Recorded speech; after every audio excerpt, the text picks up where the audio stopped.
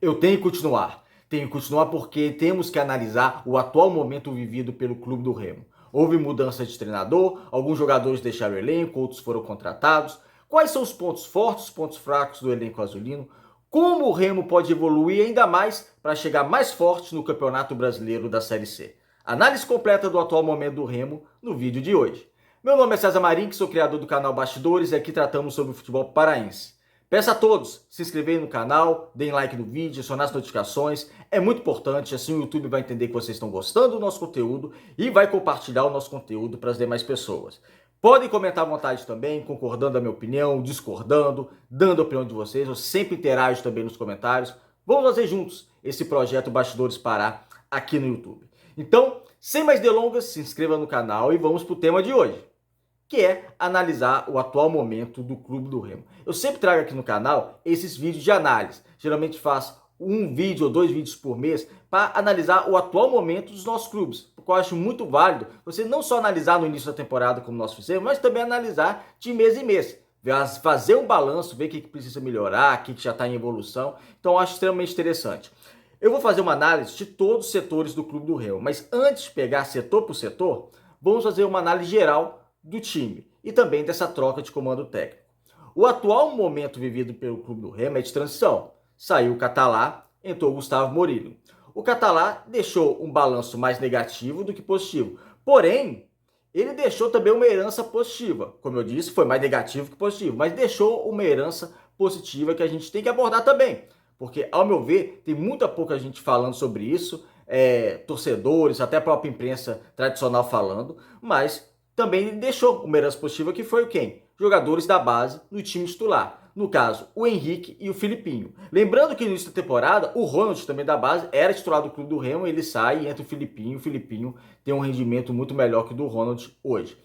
Então, ele ter apostado e ele ter firmado esses dois jogadores no time principal que eu digo, do time titular do Clube do Remo, foi uma herança boa que ele deixou. Porque ninguém apostava no início da temporada que esses dois atletas fossem titular do Clube do Remo. Ainda mais que o Clube do Remo tinha contratado mais de 20 jogadores, ninguém esperava que o Henrique e o Filipinho fossem titular. Então, ou foi algo positivo que o Catalá deixou. De negativo, todo mundo sabe. O time não tem um padrão de jogo, totalmente desorganizado, algumas peças não funcionam, parece falta de entrosamento, a parte física também pesou, ou seja, o balanço negativo é maior que positivo. Mas houve essa questão positiva também. Entre o Gustavo Morínigo, ele já treinou o Remo em 2 jogos, treinou não, né?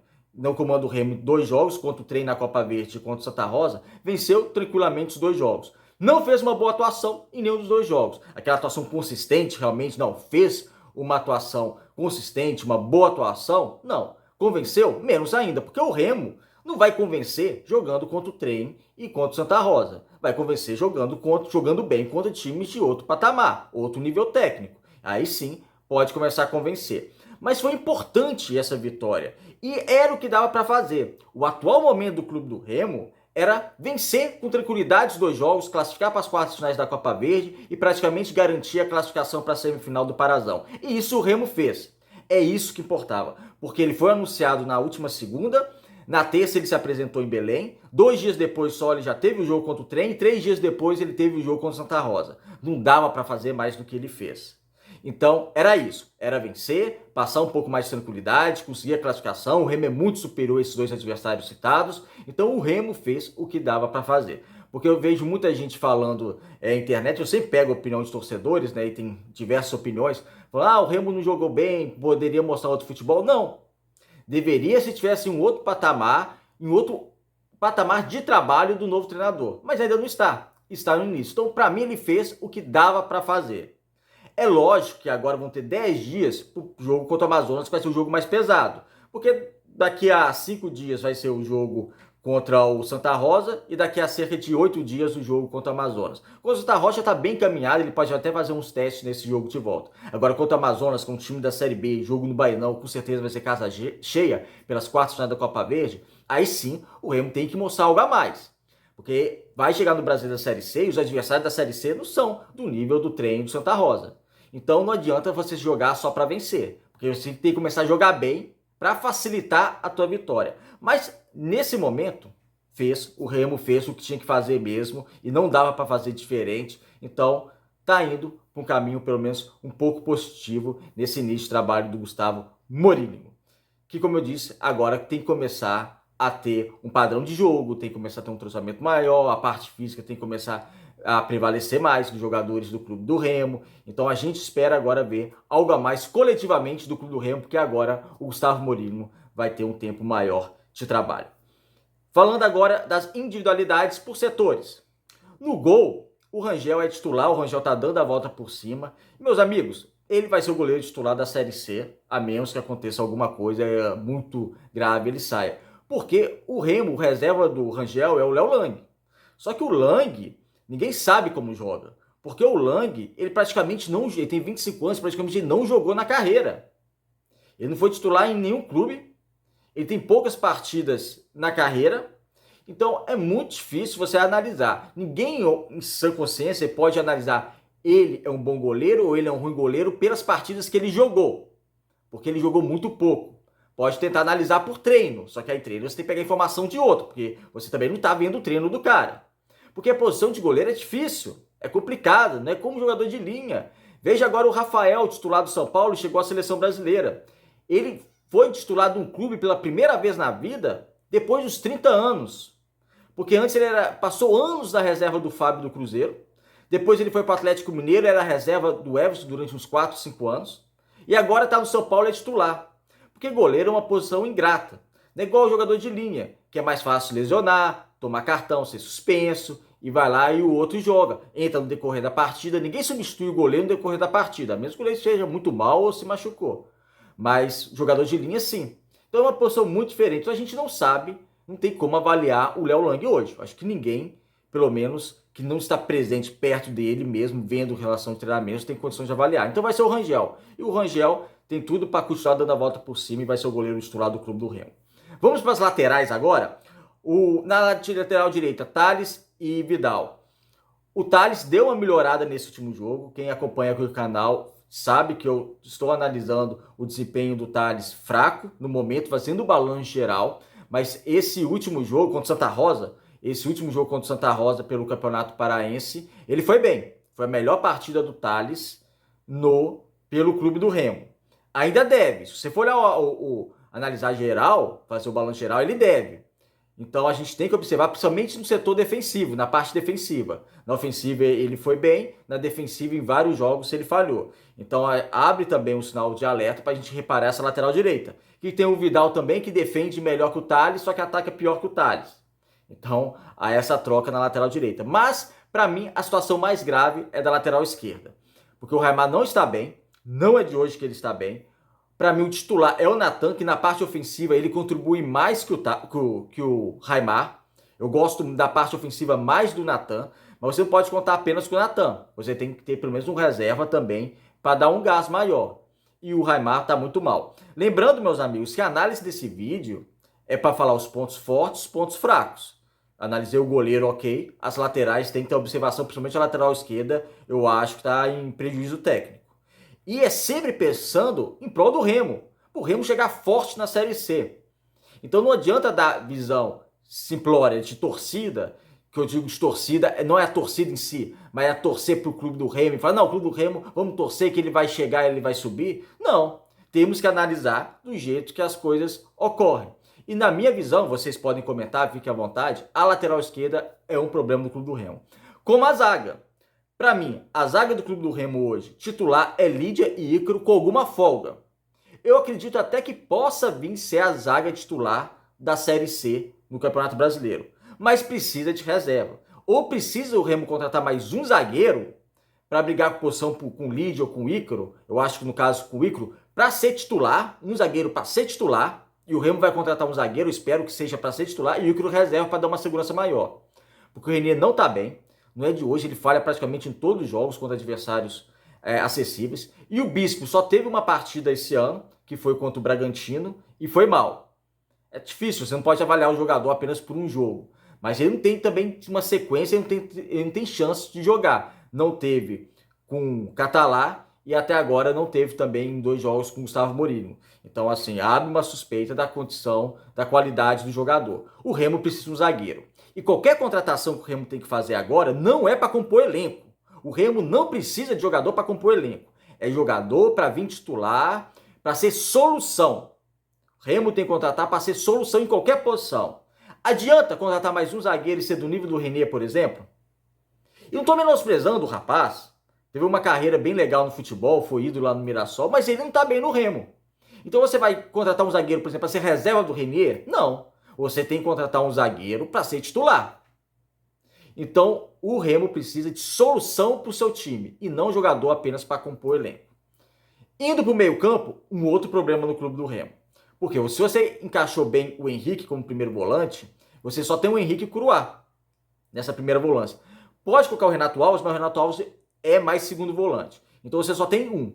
Só tem dois. Você precisa contratar pelo menos mais um bom primeiro volante. Como precisa contratar um segundo volante ou dois segundos volantes. A questão do meio campo do clube do Remo é muito séria. O Daniel saiu, não estava rendendo. O Renato Alves vem muito mal.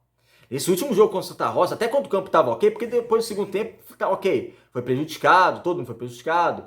Poças, apesar que a drenagem do Baianão aguentou o quanto pôde, mas choveu muito. Era impossível aguentar aquela chuva torrencial que caiu em Belém.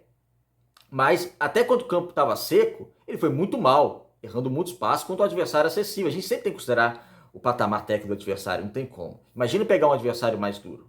Então o Renato Alves não está bem. Então há um problema nessa segunda volância que o Remo precisa contratar para essa posição de volante, pelo menos mais dois para ser titular. Como eu falei, é tudo solução, nada para compor elenco. Titular do clube do Remo. Porque você tem o primeiro volante que está dando conta do recado por enquanto com o Henrique, você tem o Renato Alves, segundo volante, que não está dando conta do recado, e no meio, hoje o meia, quem está jogando com o meia, jogou com o Catalá e está jogando agora com o Mourinho, é o Jaderson. Aí há uma contradição não, há uma divergência de opiniões que eu não gosto do Jaderson como meia.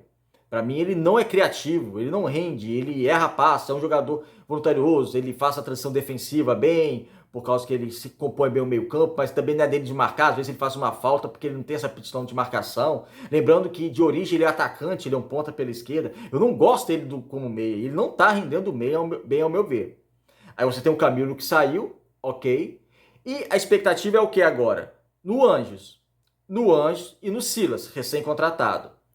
E a questão do Pavone eu vou chegar lá. Então você tem o Anjos e o Silas que podem jogar mais centralizado, que pode ser uma solução para esse meio criativo. Só que ninguém hoje pode segurar que eles vão ser a solução, porque praticamente não jogaram. Jogaram muito pouco. O Silas entrou nesse jogo contra o Santa Rosa, mas já com o campo, como eu disse, já encharcado, muita chuva. Então, assim, prejudicou a qualidade que ele poderia apresentar, então não tem nem como a gente analisar direito.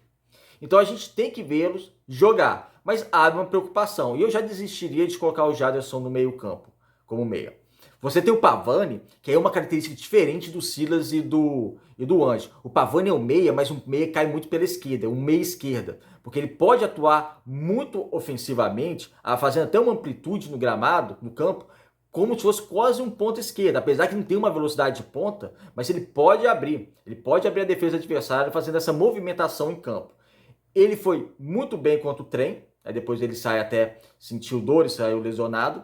Foi o primeiro jogo que ele realmente começou como meia, porque o Catalá estava jogando como segundo volante, e não é a dele. Eu até entendi no início do trabalho do Catalá por que o Pavani como segundo volante, para ser um homem que vai jogar junto com o Camilo, vindo de trás, para auxiliar o Camilo, já o Camilo não tem tanta mobilidade. Só que o tempo disse que ele não ia render mais como segundo volante. E depois o Camilo também saiu. Então não tinha porquê ele ficar como segundo volante, como eu vejo que não tem porquê ficar. Agora com o Gustavo Mourinho, quando o jogo contra o Trem, ele já atuou realmente na dele de meio e foi muito bem. Mas a gente também precisa vê-lo. Então eu acredito que o Remo tem que observar essa questão de meias. Se Silas, Pavani manter esse nível e Silas manter esse nível que eu disse no último jogo, né? Porque o desempenho geral ele tá devendo. Antes, foi realmente camisa 10, se o Silas estiver bem, já dá uma apaziguada na relação à meia. Acho que o Remo vai contratar mais de um jogador, mas eu acho que dá uma apaziguada em relação à meia e reforça o meio campo em questão de volância. Primeiro volante, segundo volante. A segunda volância do Remo é algo muito complicado esse início de transição ofensiva com o Renato Alves. Você partindo para o ataque, você tem o Ítalo, que para mim vai render bem na Série C. É um jogador que vai mostrar o seu valor. Eu creio isso, acho que foi uma das melhores contratações do Clube do Remo na temporada. Ele é o centroavante titular e para mim o reserva dele é o Canu.